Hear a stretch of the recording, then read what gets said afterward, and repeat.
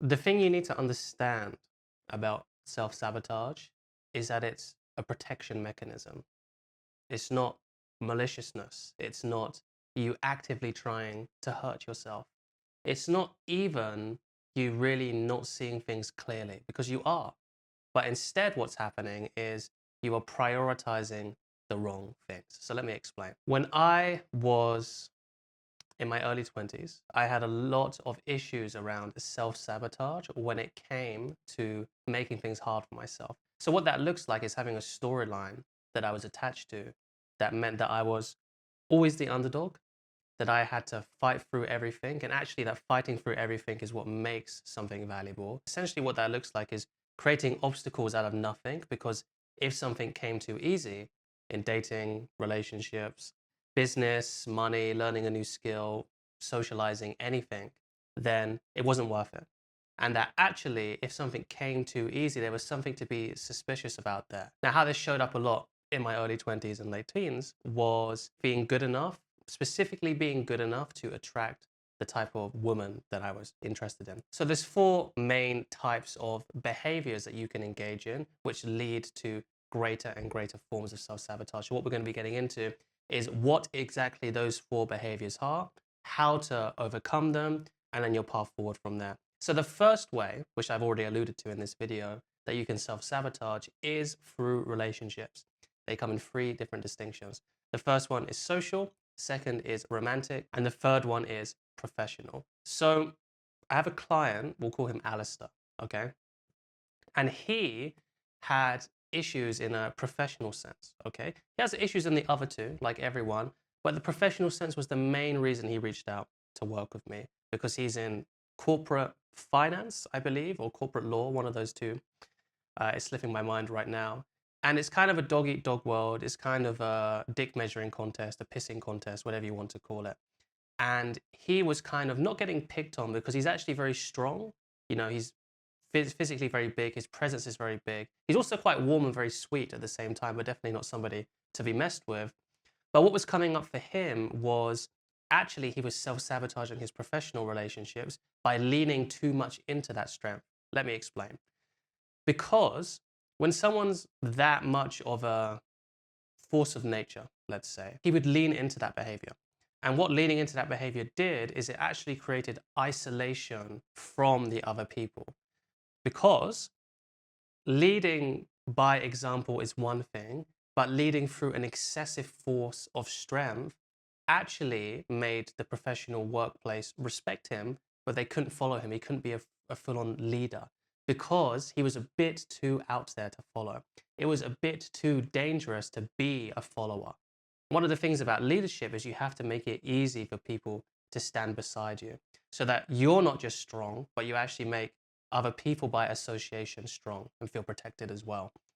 And one of the big things that we worked on was how to actually maintain respect, but be respectful and be respected by people, whilst actually not pushing people away. And how this is self-sabotage is because he actually has an insecurity that in order to show any kind of weakness, in order to show any kind of fragility, in order to show any kind of vulnerability, that is inherently unsafe. So whenever there actually came a moment in that professional workspace to show that he did have some softness, that people could approach him, that when he spoke up, he would speak about stuff around like social justice, or not social justice, workplace justice, having the right conditions, not being pushed. So this is actually very much for the collective. But because he had no softness, nobody wanted to go with him, although they were supporting him behind his back, essentially. And how we fixed this was fixing the underlying belief that any kind of softness made him unsafe. The reason why this is so important to bring up is because he was seeing things clearly from his perspective. He wasn't doing things out of maliciousness. He wasn't actually wanting to self-sabotage himself. Everything comes from the preservation of self, the preservation of ego, the preservation of Aaron, the preservation of you, right? These are all, this is neither bad nor good. If anything, it's actually good because you want to preserve yourself. And if you're a good person, you have a good moral framework, you have a good system of values, then of course we'd want to preserve you because you're a net positive for yourself, for the people around you, and for the world as a whole. So when it comes to self-sabotage in social, romantic, and professional relationships, you always have to look at what is the underlying intention here. What is the positive intention of this self-sabotage? For Alistair, it was to keep himself safe. Something from my journey, which was much more struggle around dating and relationships, I would sabotage myself by being a little bit too verbose. And it came from not being relaxed and not being relaxed around people that I was into, that I was attracted to. And I was so angry at myself for such a long time. I was like, why are you self-sabotaging? Like, you can never make anything work. Why is everything so hard? All that kind of stuff. And that just created so much more distance between me and where I wanted to go. You know, having abundance, being able to date people that I was interested in, a woman that I was interested in, all that kind of good stuff. Even just maintain new friendships and have people like me and want to invite me to parties and all that kind of stuff. But as soon as I realized that this self-sabotage wasn't actually sabotage, it was trying to preserve me, Aaron, it was trying to preserve the self, it was trying to protect my feelings, push people away before I could get pushed away. And actually it thought that this was the best way to meet, be magnetic, attract people. And as soon as I realized that, this self-sabotage dropped away. It wasn't all at once, at the same time.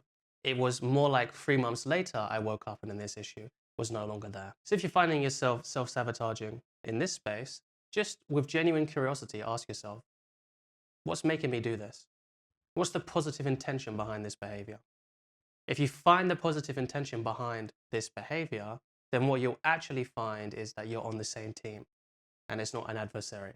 And if you're not in an adversarial relationship, then instead of fighting each other, you actually come together and connect and you become twice as powerful. Second type of self-sabotage that I see a lot is workflow self-sabotage. So this is specifically self-sabotaging when it comes to work, like your actual work. So it's not professional relationships, but your habits, your daily routines, being productive, all of that kind of good stuff. And there's one person I'm thinking of right now. And he had an issue with staying up late past his bedtime, like until 3 a.m., even though he would have a call at 9 or 10 a.m. in the morning. This was happening, and he was identifying it as self-sabotage because he thought that he didn't like himself.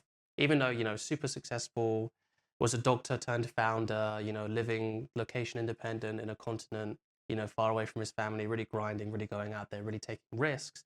But he thought that fundamentally he must not like himself if he was self-sabotaging in this way. And when we were working together, what we actually found is that this was his only space and time to breathe, to have fun, to have time for himself. And when we identified the underlying cause of this, which is, again, like we said, positive intention. What's the positive intention here? Well, the positive intention is to have space and time for himself, to rest and relax. And once we were able to understand that this need wasn't being met, and we were able to meet that need in a more conscious way, this stopped happening. Reminds me of some funny stories from me in Thailand when I was really, you know, doing this stuff on my own. I would like go out and blow off steam in like the middle of the work week, like Tuesday, Wednesday, these random days where you really should not be going out. Not just because, you know, you should be working and you have calls tomorrow, but you actually shouldn't be going out because these are dead days to be going out in the middle of Thailand, right? But I would go out anyway because I was just putting myself under too much stress, putting myself under so much pressure. And I would do these self-sabotaging behaviors, like going out and getting drunk on a Tuesday evening, into Wednesday morning. And I wouldn't know why. And I would continue to have this adversarial relationship with myself. And instead, I was like, okay, what's the positive intention? Really try and understand it. Because at the beginning, you'll be like, oh, I'm just kind of getting the positive intention because, you know, like I feel like this is something which I need to do in order to get the right result. No, you actually have to really understand what is the positive intention here? What am I really trying to do? How am I really trying to help myself? Once you come with that kind of genuine solidarity and compassion, all of this energy opens up for you. You stop fighting, and that energy which you've been using fighting, tossing and turning this way, it comes together and it unites. And then you can, with this newfound energy and responsibility and drive, do what you actually want to do and actually achieve the thing that you wanted to do in a better way. That's the second tenet of this, by the way. The second tenet, if it's not just positive if it's not just understanding the positive, it's realizing that this behavior, how can you achieve this behavior in a better way? In other words, the thing that I wanted to achieve, that this behavior was trying to achieve, was fun, a sense of adventure, not being so stifled, and not feeling so constricted. So if I can just provide that for myself without having to do that, then suddenly this behavior dropped away.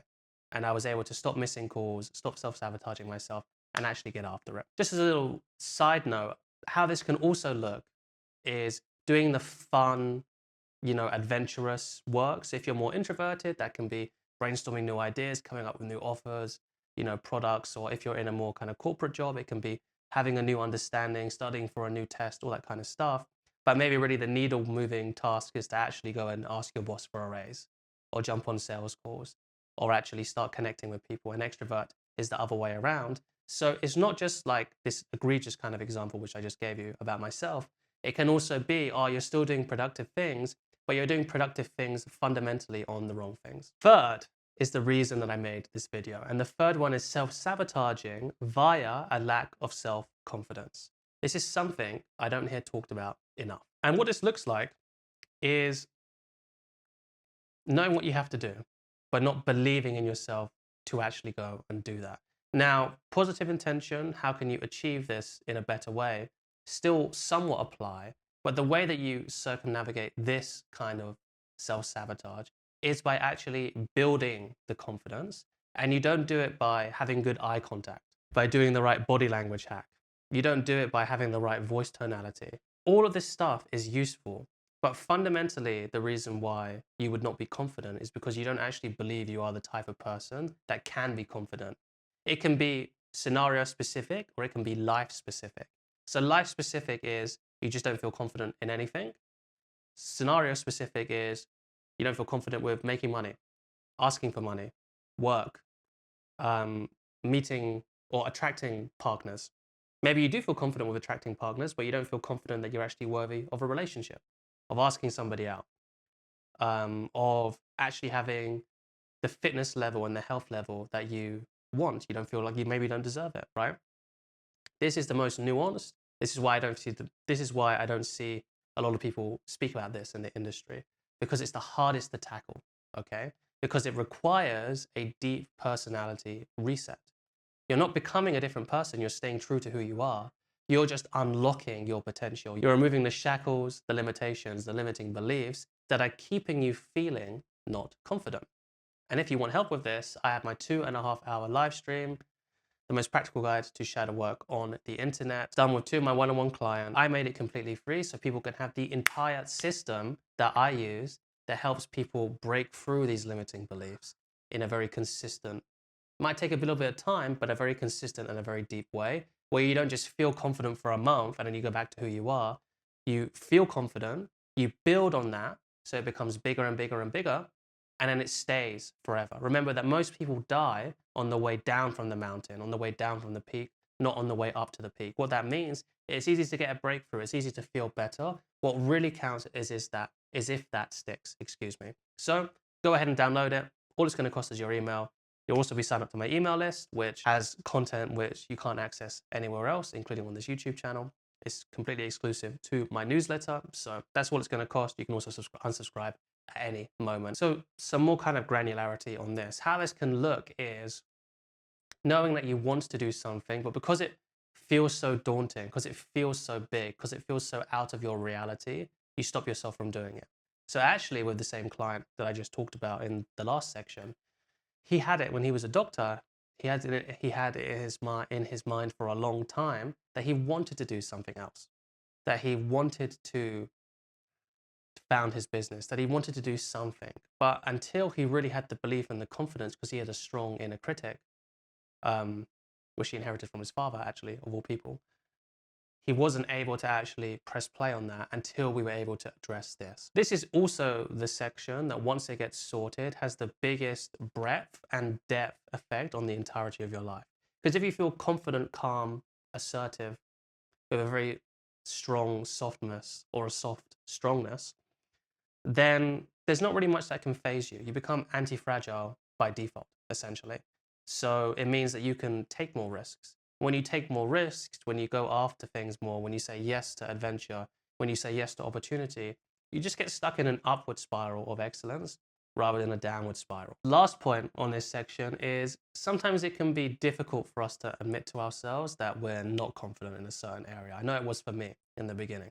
That's why there was a lot of overcompensating behavior. So be patient with yourself, but be honest with yourself. Actually, is this the type of confidence level or self-esteem level that you want? If it is, great, I'm happy for you. But then there should be no excuses.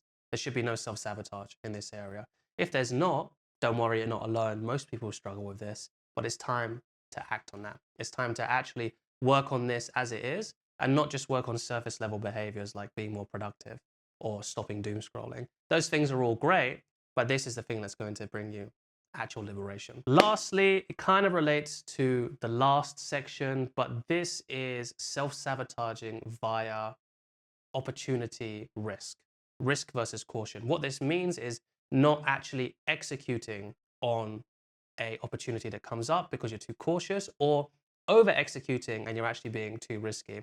I wanted to include this section just for thoroughness sake, essentially, because it's also a big sticking point which I see with people that I speak to on a daily basis and also my clients too.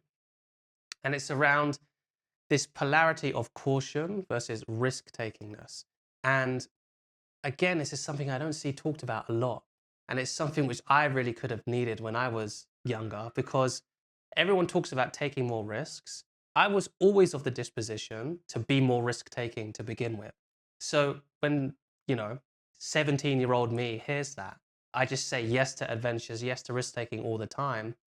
And it gives me a lot of experience. And in some ways, it was a very healing journey now because I'm able to work through it. But also what it did is it just makes you a bit too volatile if you're that person. It makes you a bit too crazy. It makes you a bit too chaotic. There's just something which rubs off wrong with people. There's just something that makes you a little bit too polarizing if you don't have this distinction. What I actually would have needed to hear is actually be a bit more cautious. Sit with your emotional cycle. Sit with your mental cycle. Really consider this. Take an extra day, sleep on it. So if this is you, realize that there is a polarity here. And if you just keep on identifying the behavior or the pattern that maybe you are actually saying yes to opportunity, you can use this as an example that most of the self-help content out there, self-actualization, personal development, whatever you want to call it, is aimed at the people who are more struggling with inertia. Partly because that's, I think, is a little bit more common, but also because they want you to be called to action, because they want to, sell them your product, their products, all that kind of stuff. There's one client I'm thinking of here who fits with the more caution. I've told you my story about risk taking. He fits with the more caution side. And that is someone we'll call Stephen. You always used to feel like he had to be perfectly aligned. This is someone who's very smart, very academic, very successful. He was in some kind of tech and finance job at the same time. He was very diligent. He was into reparenting, therapy, all this kind of stuff. So clearly someone who's very intelligent, smart, and knows how to direct his time and his energy very well. But because of that, there was an over focus on this has to feel right. This has to be perfectly aligned. And if it doesn't feel that way, then this thing is actually wrong for me. And as soon as we were able to realize this polarity within him, he stopped living with his parents and founded his own business, which he wanted to do for a long time. He's living independent, and now he has a fully location independent income, which is just going to build and build and build over time because he was able to push more into the risk category. So for my journey, I had to push more into the caution category, which meant that I took less risk, but each risk that I took had a bigger impact on my life. So action items. Identify one of these areas that I've talked about. And how you identify it is you do this. You think, which one has the biggest ROI if I solve? So in other words, what that means, which will have the biggest return on investment? If I solve problem 1, problem 2, problem 3, problem 4, which one will have the biggest effect in my life? And then you multiply that by which feels like I'm most motivated or feels like it's the most ready to really go into deep work. Okay? That's how you figure out which one you want to do first. And then journal what the whole psychosocial cartography of this issue is. Get this wording from one of my mentors, Kim Barter. This means how this shows up mentally and externally in the world. So I'll give you an example. If you're struggling with confidence, how does that start? Well, I'm going to a job interview and suddenly I get nervous. Okay, cool. That's the first one. And then I would even go a little bit before that and I would say, what is it about that that makes me nervous? When does the nervousness start? Does it start that morning of, the day before? What are the thoughts that are going in my mind? What are the behaviors that I'm engaging in? And then I would write out the whole day at each section, piece by piece, about what's going on internally and what's happening externally until that nervousness is gone. So you have a really clear idea of what is the issue here. Then you want to get to the core root. What is the underlying limiting belief here which is causing this? And then you can use my free shadow work guide to identify that. And depending on if it's an introjection, a projection, or a split ego state, you heal it differently. With an introjection, you give it back to where it came from. With a projection, you re-own the power that you have projected into the world as your own. And as a split ego state, you integrate it into your psychology. So the part has been split off. You need to come to an agreement and integrate that part to begin with,